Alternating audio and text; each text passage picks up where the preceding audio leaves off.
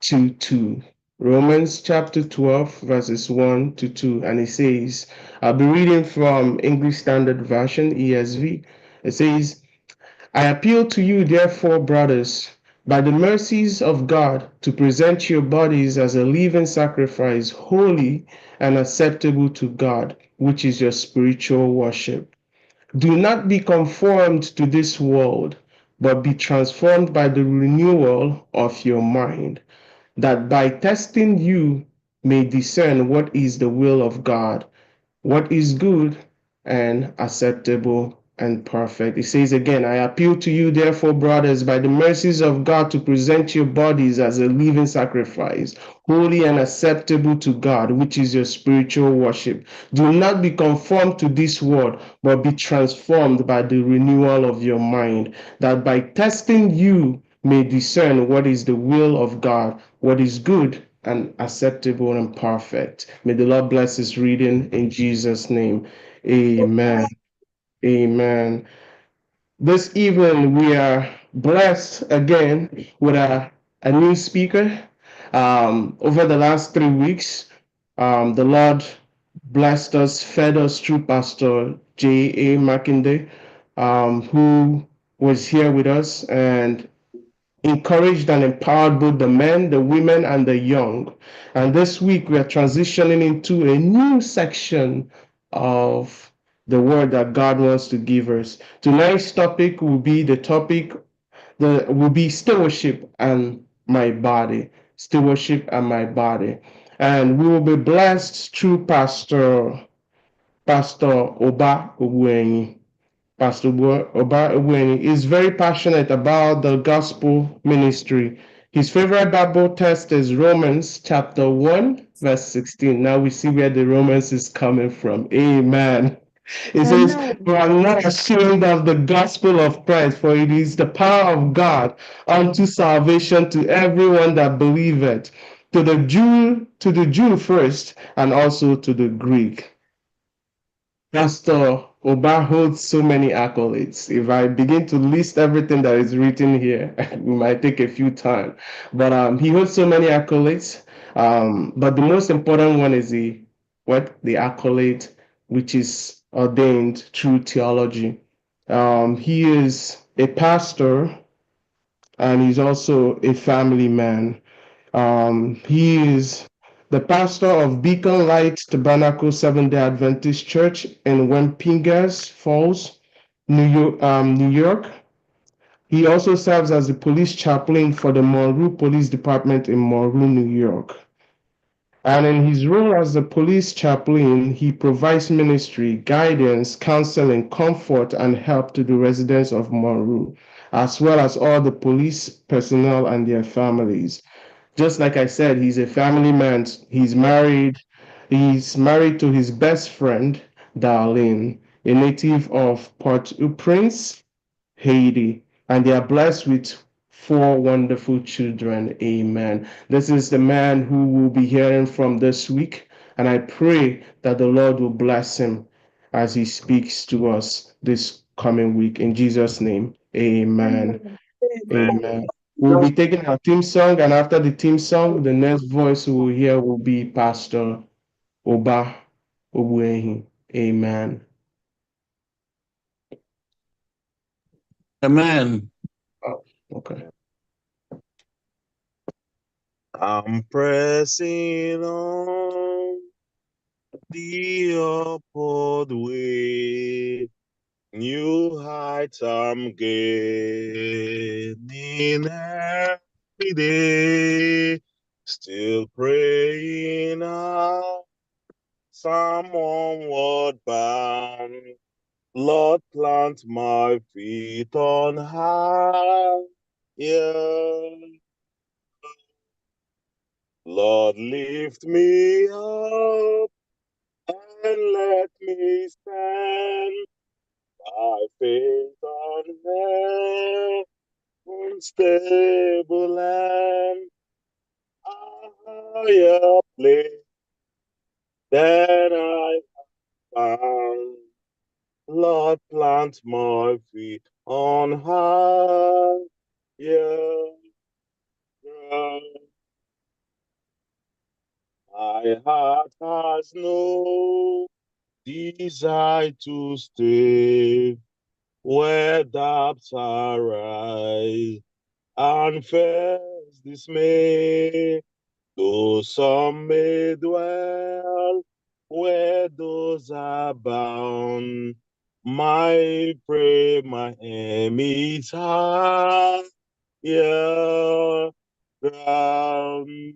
Lord, lift me up and let me stand by faith on heaven's stable land, a higher plane than I have found. Lord, plant my feet on higher ground. I want to live above the world, those Satan's that at me a hold, for faith has caught the joyful sound, the song of saints on high ground. Lord, lift me up and let me stand by faith on heaven's stable land, a higher plane than I have found. Lord, plant my feet on higher ground. I want to scale the utmost height and catch a gleam of glory bright. But still I pray till heaven I've found. Lord, plant my feet on higher ground. Lord, lift me up and let me stand by faith on heaven's stable land, a higher plane than I have found. Lord, plant my feet on higher ground. Lord, lift me up and let me stand by faith on heaven's stable land, a higher plane than I have found. Lord, plant my feet on higher ground. Amen. Amen. Amen. Amen and amen. Thank you so much for that wonderful hymn. That's actually one of my favorite hymns. I'm pressing on the upward way, new heights I'm gaining every day. Still praying as I onward bound.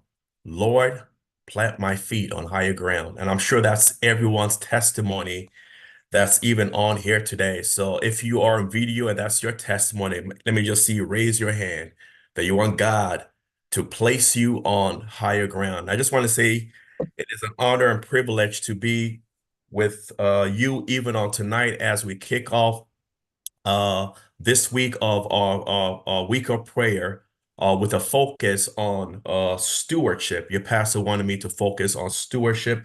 I just want to first of all thank your pastor, Pastor Okezie Erondu, for the invite, and I'm happy to be amongst my own people. So it is a privilege and honor to be with you as we worship the Lord in spirit and in truth. And I'm looking forward to on this Sabbath to be with you in person so we can shake hands, we can hug, and we can fellowship together. I am confident that God has a word and a message for each and every one of us today and tomorrow and the day after, because the Bible says that God's word is quick and is powerful. Another version says God's word is active. So in other words, God's word is always doing something, and all we have to do is just open up our hearts and open up our minds and let God do what he does best. Let God bless somebody today. So I hope somebody came here with a prayer request. I hope somebody came here with an expectation to get something from God. And if you came with an expectation, I can guarantee you that the God that I serve never fails. The God that I serve never disappoints. So I'm going to go right into the message that God has placed on my heart today. And I won't take too much time. I'm a more of a 20 minutes, 25 minutes speaker. I spend more time on Sabbath, but I think we should also spend more time even on tonight on praying. Because what is a week of prayer if we're doing everything else, but we're not praying? But I'm going to go right into the word that God has for us even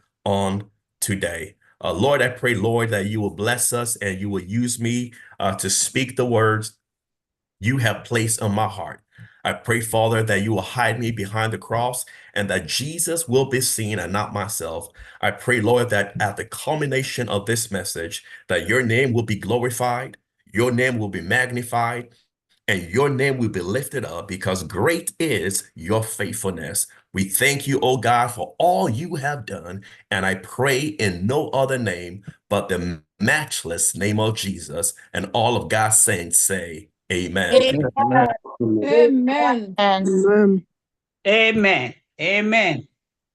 Amen. So today I'll be speaking a little bit as we talk about stewardship, and the title of my short sermon is Stewardship and My Body. Stewardship and My Body. You see, the book of Romans 12 is a powerful book.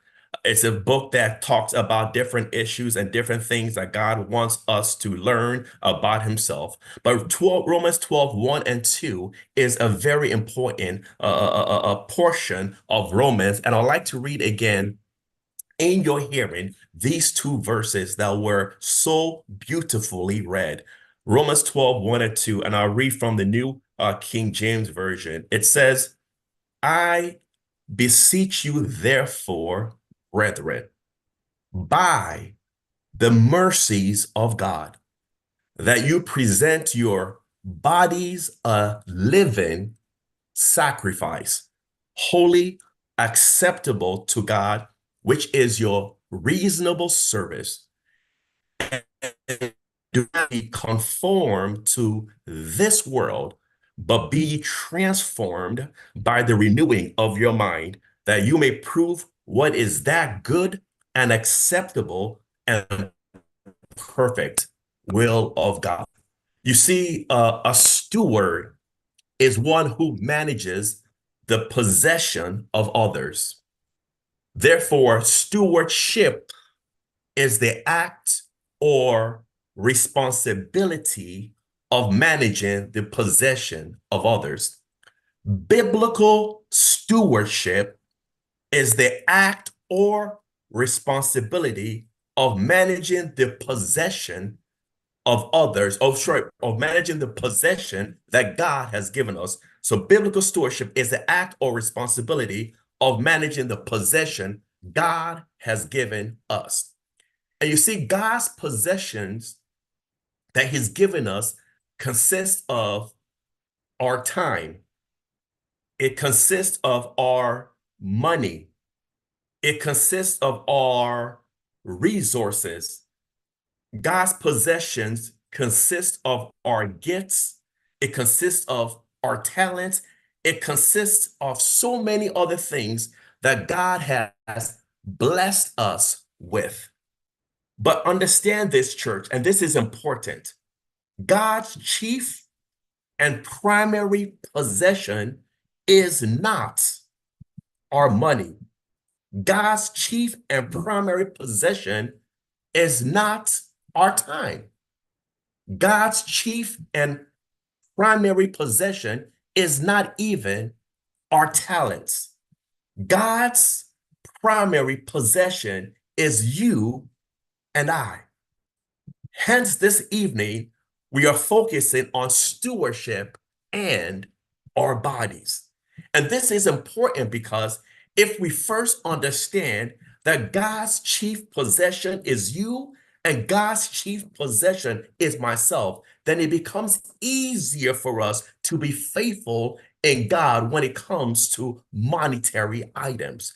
But you and I must first understand that God's first priority is not our money, it's not our time. God's first priority is you, and God's primary priority is myself. It's who we are, it's how we live, it's how we walk.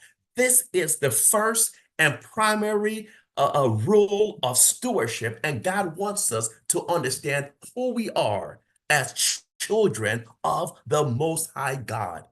You see, the Bible says in 1 Corinthians chapter 3 and verse 16, the text says, do you not know that you are the temple of God and the Spirit of God dwells inside of you?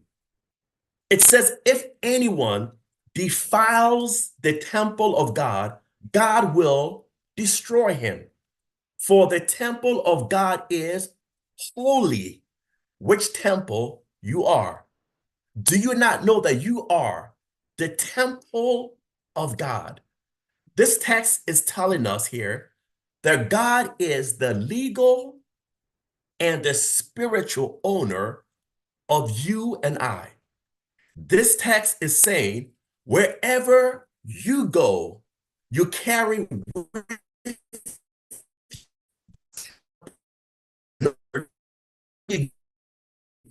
and you go to work.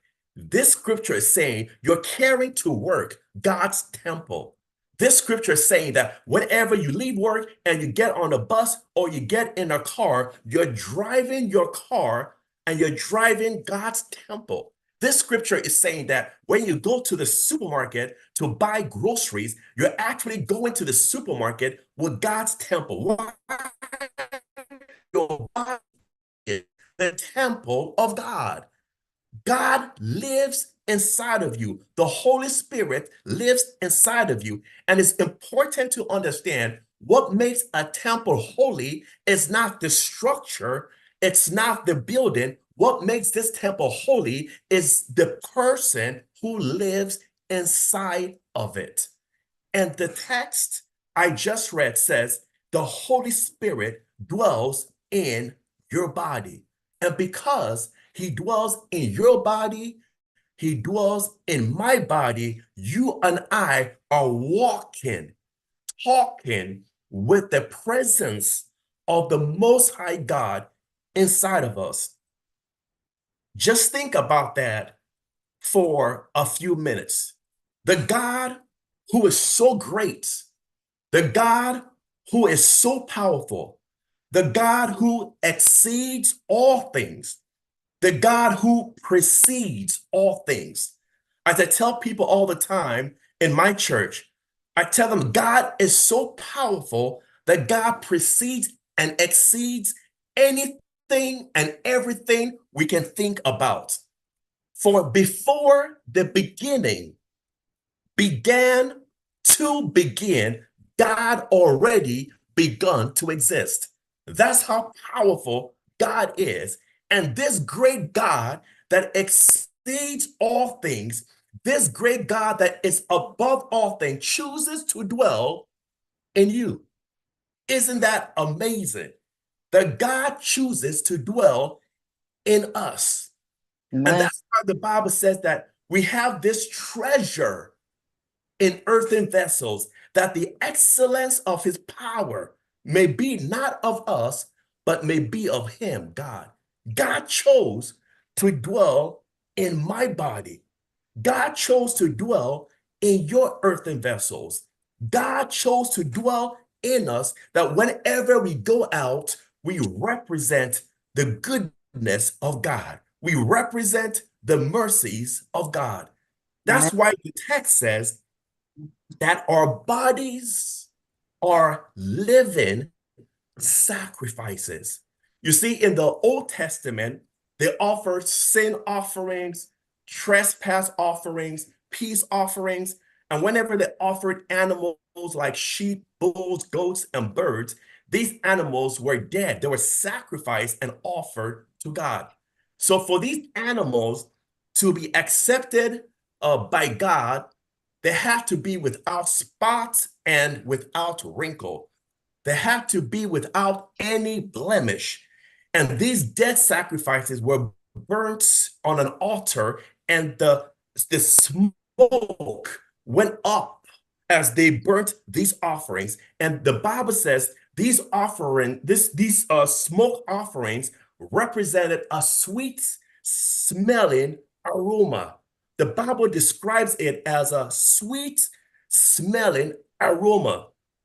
The Bible says that you and I, as stewards of God, we are living sacrifices. So, in other words, you and I are like the lamb and the sheep and the goats of the Old Testament. We are sacrifices, but you and I are living sacrifices. We are sacrifices that have a heartbeat. We are sacrifices that breathe in oxygen and expel and breathe out carbon dioxide. We are vessels of God. We are sacrifices that have mouths that can open up our mouths and share the testimony of the goodness of God. You and I are living sacrifices, and our lives ought to smell good to the Lord. Amen. You see, the same way burnt offerings smell so good that when they offered those things, it went up as a sweet smelling aroma. God ought to look at your life and say, what is that is smelling so good? And they have to tell God, the angels, it's Pastor Uba Obwehi. He smells so good. God ought to see your life and say, what is smelling so good? And they ought to say, you know what? It's that man, it's that woman in First Igbo Church that is walking and living the life of God. And God would be like, it smells so good just to smell the sweet aroma that is coming out of her life, or the sweet aroma that is coming out of his life. Why you and I are living sacrifices unto God. Amen. Amen. And the Bible does not stop there. The Bible says, I beseech you, brethren, by the mercies of God, that you present your bodies a living sacrifice, holy and acceptable unto God. The New King James Version says, it is your reasonable service. The NIV says, it is your true and proper worship. And the NASB says, it is your spiritual service of worship. In other words, God is saying, when you offer your body as a living sacrifice, guess what? You are actually worshiping God. Amen. You see, offering our bodies as living sacrifices is an act of worship. A lot of times we think that worship is just when we go into church on a Sabbath day and we're singing praises and we're singing songs and we're singing hymns and we say, oh, we're worshiping God. But understand this, and this is important, that you ought to write this down. Worship is not just what you sing. Worship is just not how you lift up your hands and praise God. Worship is how you live your life. Amen. Worship, Amen. worship is a lifestyle. Mm. You can come to church and sing songs, but if you're not living right in the eyes of God, you are not worshiping. You can sing all the best melodious hymns, and everybody around you will say, wow, this is a worshiper. But worship is not dictated by how you sing, how well you sing, or your training, or your vocal abilities. Worship is simply about how you live your life. If your life is pleasing to God, you are worshiping Him. Amen. Worship Amen. is a lifestyle. A true worship is the one who understands that he or she is a steward unto God.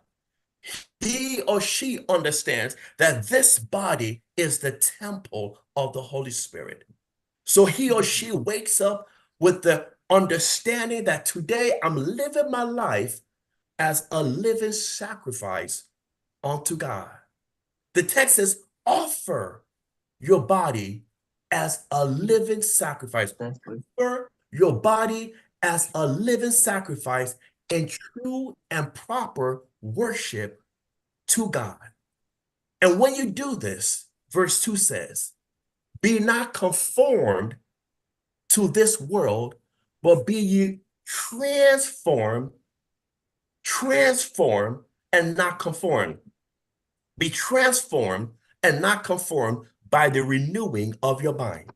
You see, to be conformed means to comply with rules, standards, and regulations of this world.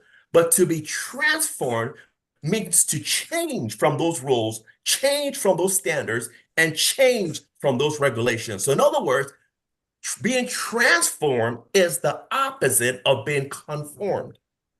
So God says, be transformed by the renewing of your mind.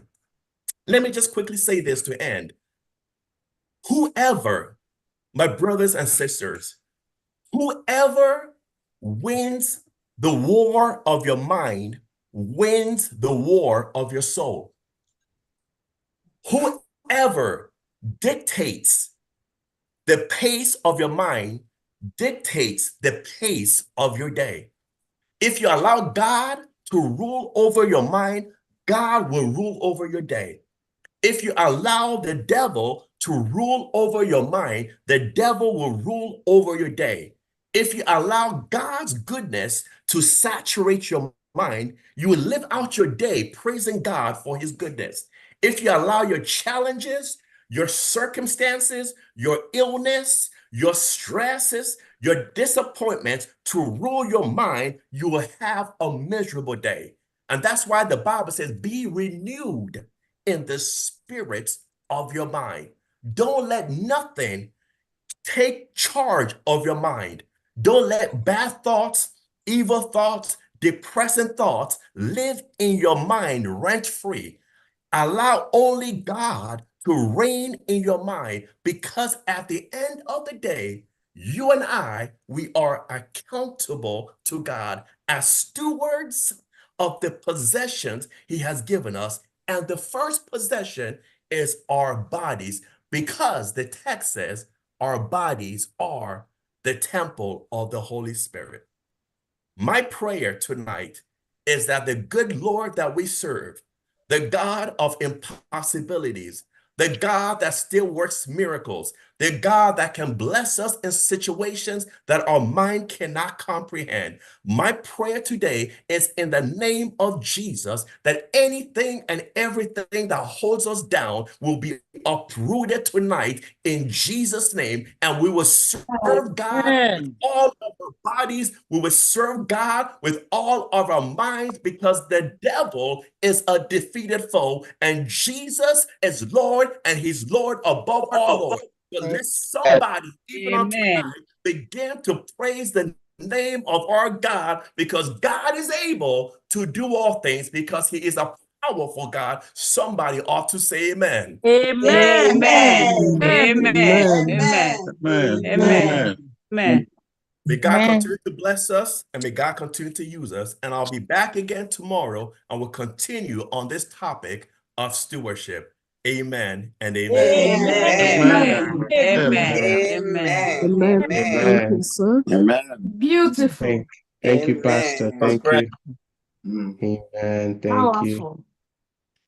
We've already fed on the first day. I'm looking forward for the second day. Thank you so much, sir. God bless you.